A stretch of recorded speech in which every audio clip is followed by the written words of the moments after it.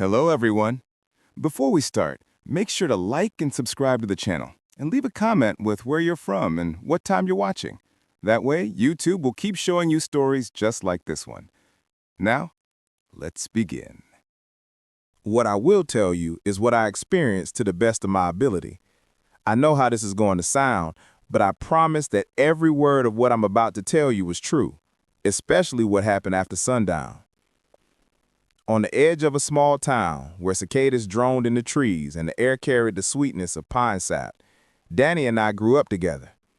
He was the kind of kid who could make small adventures into epic ones. Scavenger hunts along the reservoir trails, races up the old water tower, and ghost stories by flashlight in the backyard tent were just a few of my favorite memories with him. All of that changed last fall when he and his dad, Neil, went on a hunting trip a few towns away.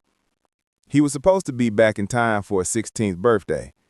Bad horror movies, video games, and lots of pizza were what we had planned, but that day never came. Only his dad came back home. I distinctly remember hearing his mother's reaction when she realized her son hadn't returned. Her scream tore across the yards between our houses, causing the birds in the nearby trees to scatter. Neil had woken to an empty tent and searched the woods all morning before calling the police. Joined by volunteers from around town, they combed the area for days, but not a single trace of Danny was found.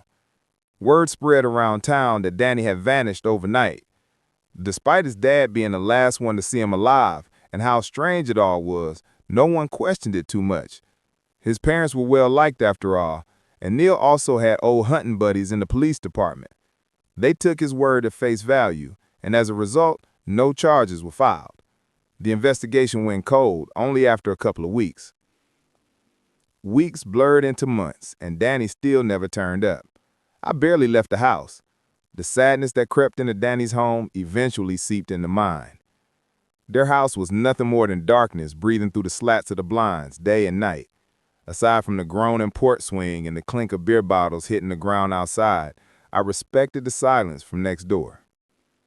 Even from my window, I could see the bags underneath his parents' eyes as they sat out back late into the night. Eventually, they stopped going out altogether. I clung to the idea that they were only grieving, that everything was normal. But what happened at school one afternoon convinced me otherwise. I remember my calculus teacher, Mrs. Parker, had left a stack of graded papers out on her desk. When I went to staple my homework, the paper on top caught my eye. Danny's name was scribbled on it in the same messy cursive I'd seen 100 times before. When I asked Mrs. Parker how Danny had turned it in, she simply said, "Oh, his mother dropped it off this morning before school started. He's catching up on missed assignments from home." As she explained everything to me, I could only stare at his name written across the top of the page. I recognized the deep pressure grooves. He always pressed down too hard on his pencil when he was annoyed with his schoolwork. It was unmistakably his handwriting, and that only made things worse. Instead of relief, all I felt was dread. If Danny was alive and turning in his homework, why hadn't he reached out to me? The thought unsettled me, but rather than press for questions, I nodded and went back to my seat. I tried to focus on my schoolwork, but the only thing on my mind was Danny's paper. A missing kid suddenly turning in homework should have been the talk of the whole town. So why wasn't anyone talking about Danny at all? His parents didn't seem like the kind of people to hide things, but I couldn't help but feel as though everyone knew something I didn't. After school, I went to Danny's in an attempt to get some answers. I knocked on the door, and his parents answered. When I had asked if Danny was home, they flat out denied it, almost offended that I had even asked. When I told them I had seen his homework in class, though, their tune changed completely. "Oh, you saw," Kathleen sighed. "We were hoping to keep this private." Her smile faltered at the corners as her face tightened. Danny contracted a severe viral infection in the woods, and his immune system's very weak. He can't leave the house yet. We've been turning in his homework so he doesn't fall behind. "Well, can I at least say hi?" I asked, much to the dismay of Neil, who angrily shook his head. His bloodshot eyes glared at me as he loomed behind Kathleen in the doorway. "No." His voice cracked like a whip before softening. "I mean, no. He can't have contact with anybody right now. It's too risky. When he's healthy again, that's when you can see him. Kathleen's eyes darted around, looking to see if the coast was clear. Please, don't tell anyone. We don't want people talking, she whispered like she was afraid someone might overhear. Before I could get another word in, they closed the door in my face. I stood there on the front porch for a while. I left more confused than when I first arrived. When I eventually came home, I told my parents about my visit to check on Danny. They seemed irritated at the fact that I had gone over there and harassed his parents about their son. He's been gone for months. We thought he was dead. Why is nobody making a bigger deal out of this? But my question fell to deaf ears as my parents dismissed my concerns. Once again, I felt like the only one who was suspicious of everything. Frustrated, I went upstairs and spent the rest of the day in my room. Sometime after midnight, movement in Danny's room caught my attention. A towering slouched silhouette moved slowly in the darkness behind his curtains. I watched the twitching hand pull the fabric to the side and tap on the glass once, twice, 3 times. Moonlight flashed across 2 glassy eyes staring directly into my room. Before I could see more, the curtain shut. I shuddered as I struggled to rationalize what I had seen.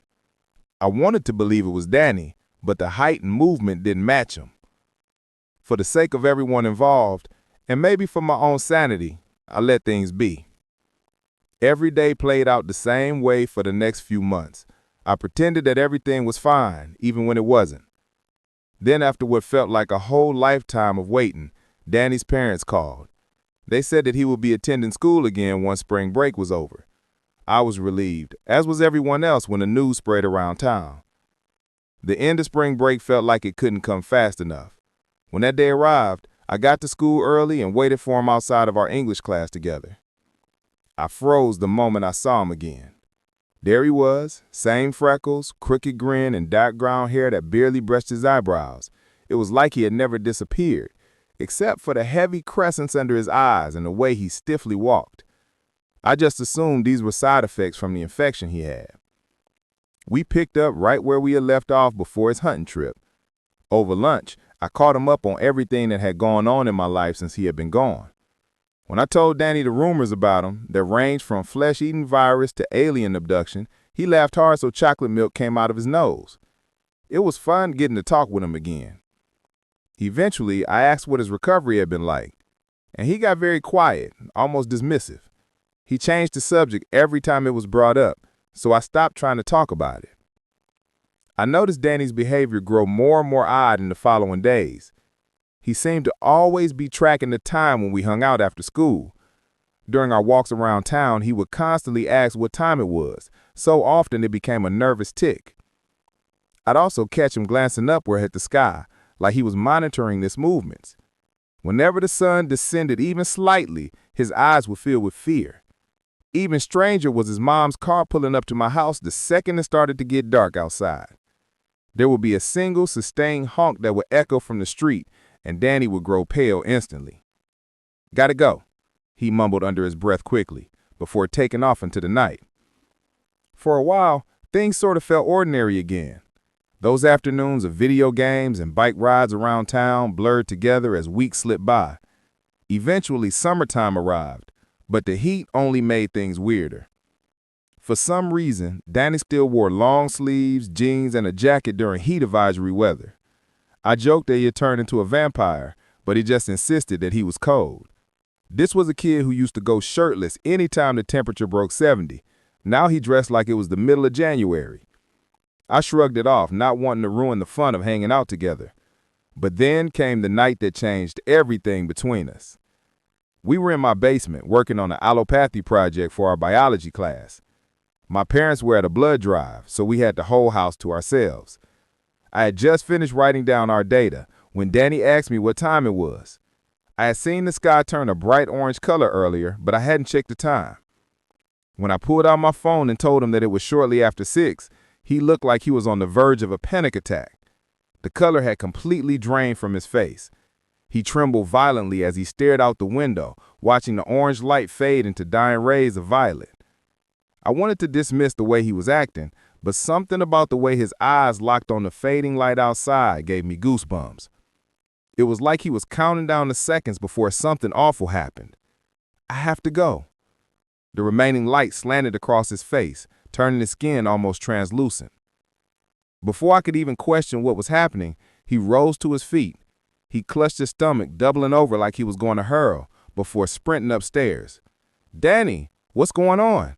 I called out as he ran to the bathroom and closed the door behind him. A few seconds later, a low cracking noise reverberated behind the door. It sounded like ice on a lake before it broke. I softly knocked a couple of times. "Danny, you okay in there?" I waited a few seconds for a reply, but there was no response. I pressed my ear against the door and heard a snap that resembled old wood bending towards its breaking point. Underneath it, grunts of pain and labored breathing.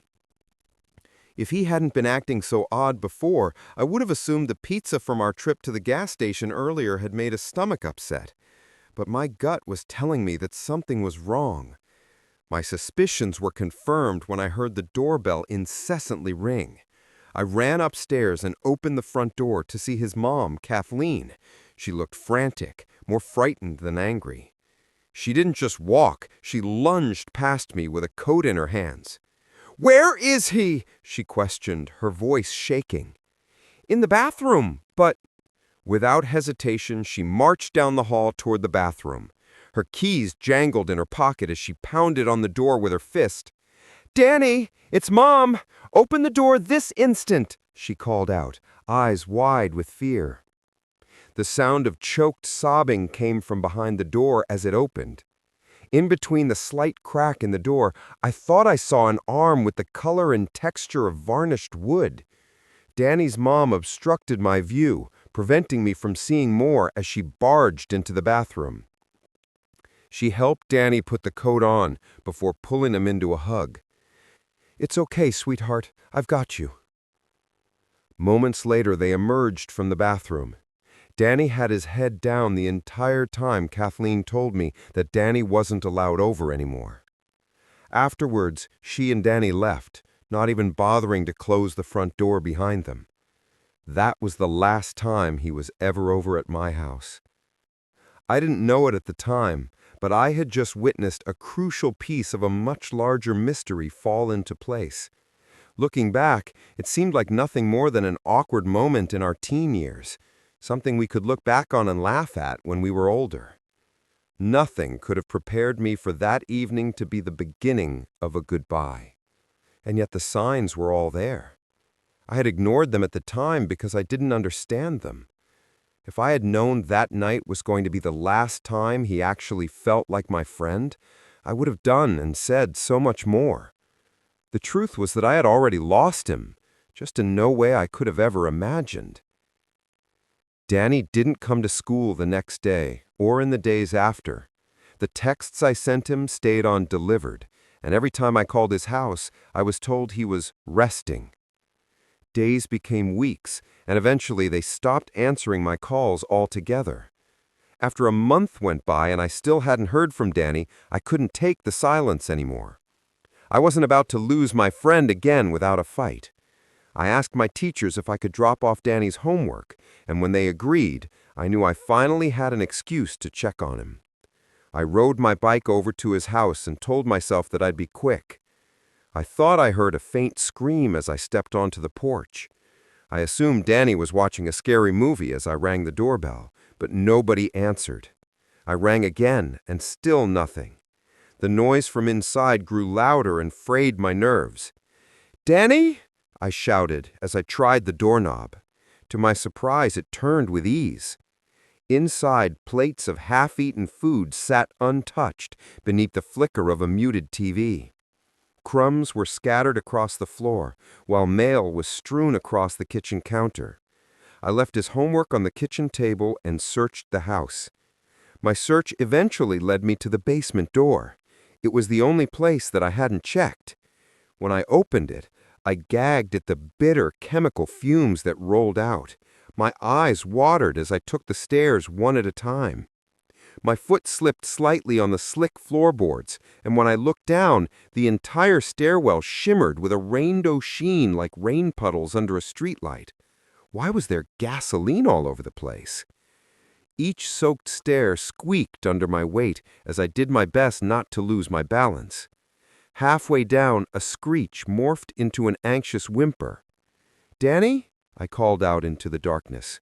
I heard something moving as I rushed the rest of the way down and turned the light on. The basement opened into a long rectangular room. At the far right corner, the stairs emptied out near the far wall, giving me a full view of the room from an angle.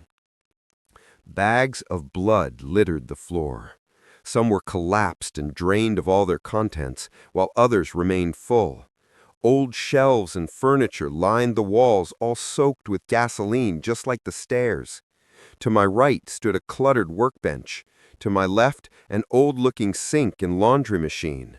A wooden frame braced with thick ropes and nails sat in the center of the concrete floor, positioned about 10 feet away. The wood looked refastened in several places, as though it had been repaired more than once. What I saw inside it made my legs lock in place and my heart stop. It was Danny. His skin was covered in purple, almost green bruises and welts. He smelled like stale sweat, as if he hadn't moved in days. The clothes he wore hung off him as though they belonged to someone twice his size. Hidden under his hair were sunken eyes that struggled to focus on their surroundings. "Dude," I whispered, my shoes squelched in the gasoline as I frantically looked around for a way to free him. "Danny!" Danny blinked, clearly disoriented. A weak moan left his cracked lips, flecked with blood. He moved his head like he had heard my voice through water. "You need to leave."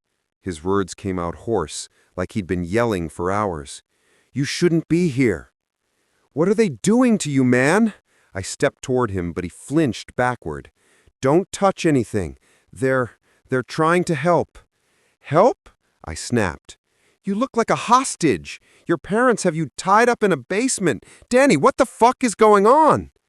He shut his eyes, and with clenched teeth he wrapped his shaking arms tight around his ribs as if he were holding himself together. "Leave while you still can," he replied weakly. He looked so scared, and that broke my heart in ways few ever have. Before I could say anything further, heavy footsteps thundered across the floor upstairs. Danny's terrified breath sloshed in his lungs as I comforted him. "It's okay. I'm not letting them hurt you." The basement door flew open, and Neil nearly tumbled down the stairs as he rushed to plant himself between me and Danny. Kathleen followed close behind, but lingered just above the bottom step.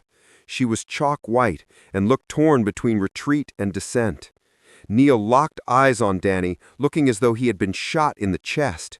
They stayed right in front of the stairs behind me, blocking our only exit. "You shouldn't be here," he shouted, pulling me away from Danny. "You're abusing him," I yelled. "Look at him. You're starving him and keeping him tied up like an animal." Kathleen sobbed and gripped the railing. "You don't understand. You need to get away from him." "I understand enough," I shot back, wiggling free from Neil's grasp to stand between them and Danny. "I'm calling the police." No, you can't. You don't know what you're doing." "He's scared of you," as a loud crack split the basement air. "Neil, it's starting," Kathleen whispered. I had never heard an adult sound that afraid before. I whipped around to see Danny had collapsed into a fetal curl, his spine lifted upwards under the skin. He was only a few feet away, but close enough that I could hear every sound. Neil and Kathleen were wedged behind me at the base of the stairs. Neil's eyes fixated on the vertebra that strained under Danny's tightly pulled skin. He struck the floor repeatedly with his fists, causing dust to rain down from the ceiling. I felt sick to my stomach as I watched my friend whimper in pain. Under his shirt, his shoulder blades jutted out. They sharply pressed against the fabric to get free. A howl caught between human and monster tore itself from his throat. His fingers suddenly twisted at angles that no joints were designed to bend at. Both Kathleen and Neil flinched in unison at the sight. I stood there, mouth agape.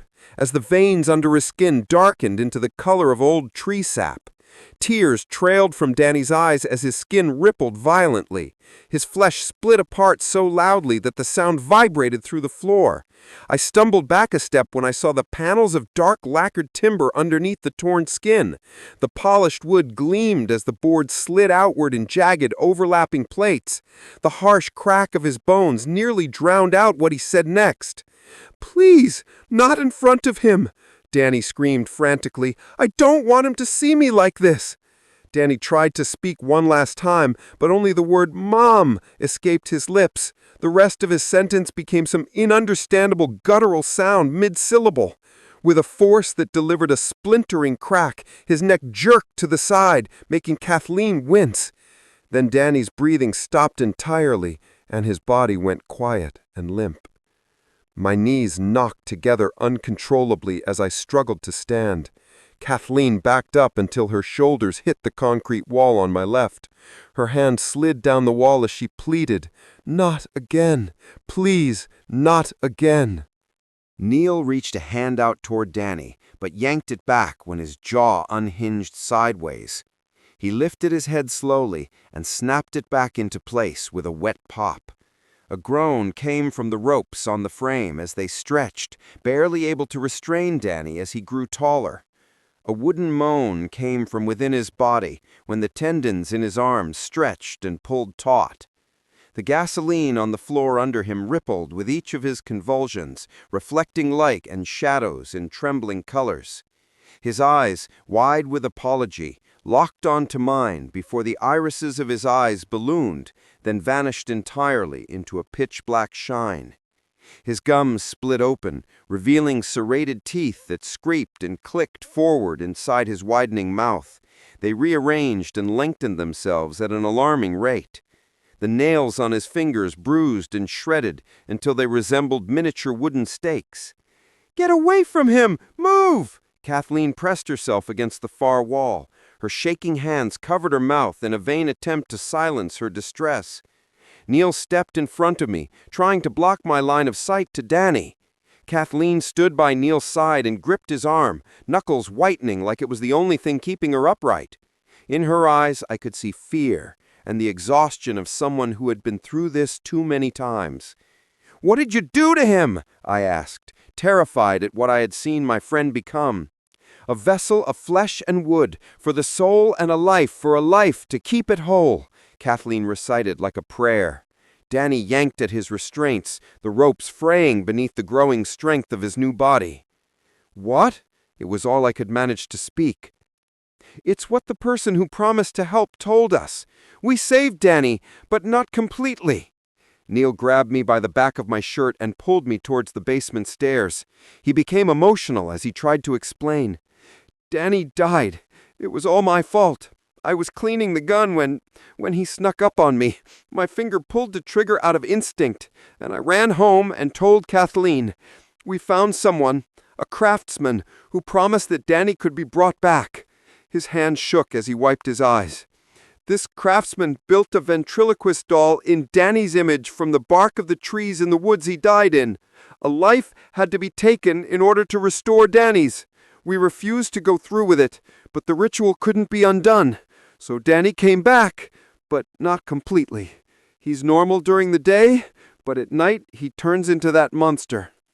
There is no cure, and we've done our best to contain him, but he's becoming uncontrollable. He can't have anything except blood.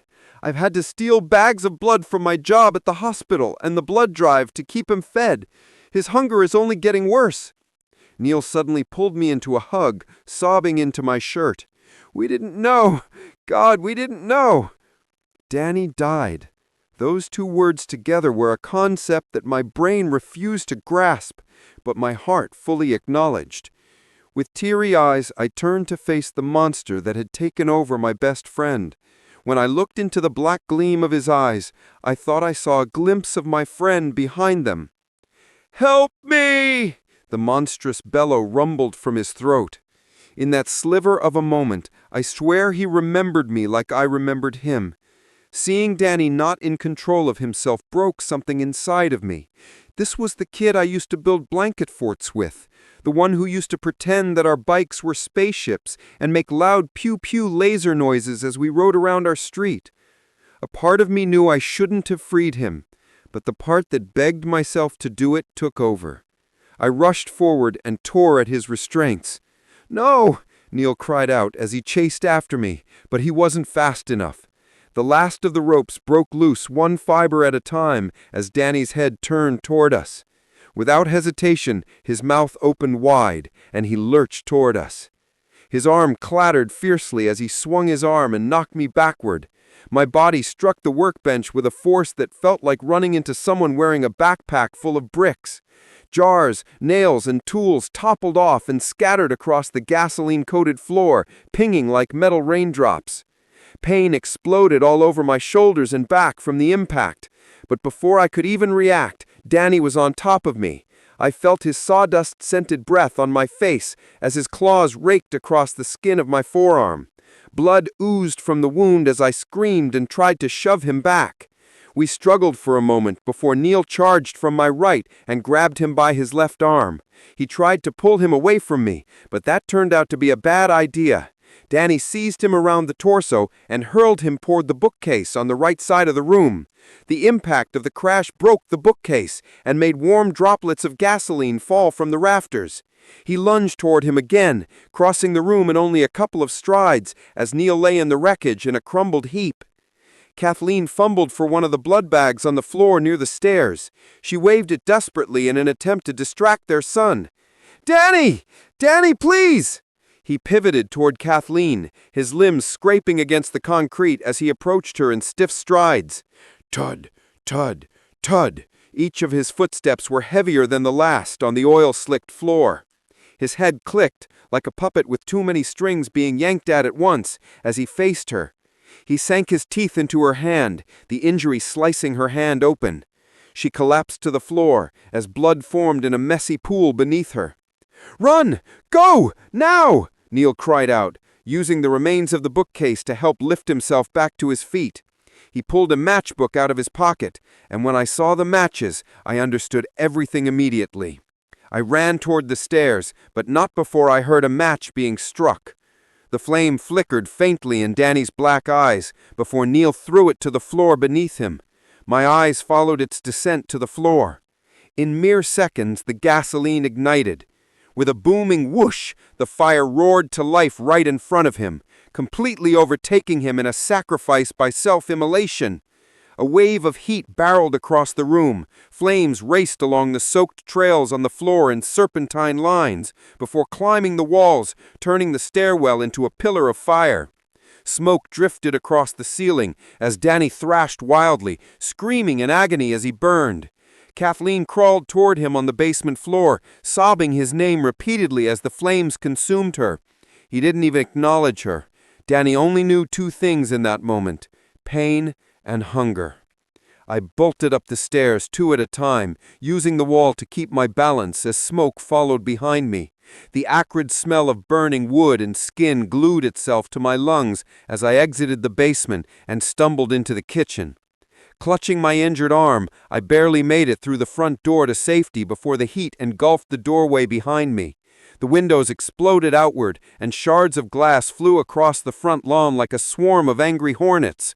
Blood trailed down my arm as I lay in the yard, coughing up the ash in my mouth. The cold grass hugged my skin as I watched Danny's burning silhouette in the basement window. The brittle popping of glass filled the air as smoke permeated across the yard in thick, billowing waves. I wheezed with a force that rattled my whole body and struggled to my feet. My legs barely worked as I forced myself upright to run home. When I got inside, I fumbled with the phone so badly that I almost dropped it. I managed to dial 911 and report the fire to the operator, but not what I saw in the basement. Just as I hung up, I heard Danny's scream rip through the night air. It echoed for a while before being smothered by the roar of the blaze next door. By the time I stepped outside again, the frantic orange pillars of the fire had died. Red embers and black ash rested in the crater where Danny's house once stood. I stood on the sidewalk as neighbors gathered around in stunned silence. I remember someone had asked me if I needed water, and another had asked me if I was okay, but I didn't respond to anyone. My eyes locked onto the others that poured out onto their lawns. They murmured and pointed in disbelief at the aftermath. Somewhere in the distance behind me, I heard the approaching sirens wail, but the world felt muffled and distant. The next thing I knew, I was sitting inside the back of an ambulance with an oxygen mask. An EMT shined a light in my eyes and clipped something to my finger. I felt the ice-cold touch of gauze press against my arm as one of the paramedics asked me where I had been during the fire. I barely understood the question because of the blaring siren, but the last thing I remember was the lie I told before the ceiling swayed in slow motion and everything went dark. The news reports in the days that followed felt like a lie I was being forced to accept. Faulty wiring was deemed the official cause of Danny's house burning to the ground. There was nothing about what I told the police, but admittedly I withheld information. Not because I wanted to, but because I would sound like a lunatic if I told them what truly happened that night. Freeing my best friend who had turned into a monster would get me locked away in a psych ward before I could explain myself fully. Despite the ongoing nature of the investigation, no remains nor evidence have turned up. Danny and his parents were declared missing by the police, but everyone around here believes they snapped under the pressure of their own secrets and ran. There was nothing to prove otherwise, just baseless speculation. Maybe the speculation comforts everyone else, but not me. I know what I saw, but what's even worse is that I know what broke loose. I shouldn't feel any loyalty to whatever he'd become, but some part of me keeps trying to reassure myself that he's still in there somewhere. I keep replaying the moment I freed him and the way his real voice forced its way out of his monstrous form just long enough to say, "Help me." I'm not sure if I saved him from a fate worse than death, or if I've dragged the rest of us into one. What do I even begin to do? I want to confess what I know, but what would I even say? I can't let Danny hurt anyone else, but I also know a part of me is selfishly protecting the memory of who Danny used to be. If I tell the truth, I destroy what's left of that. That's the choice I'm burdened with. So that's why I'm here. I'm asking strangers online for advice that probably won't save me or my town. Every night since the fire, I've heard him. His joints creak outside, and the gentle tap, tap, tap on my window has followed shortly after. I have memorized the pattern. It's Danny's way of telling me that he's still out there. I never look, and I don't want to, because if I do, I won't see Danny anymore. I'll see the monster that I freed.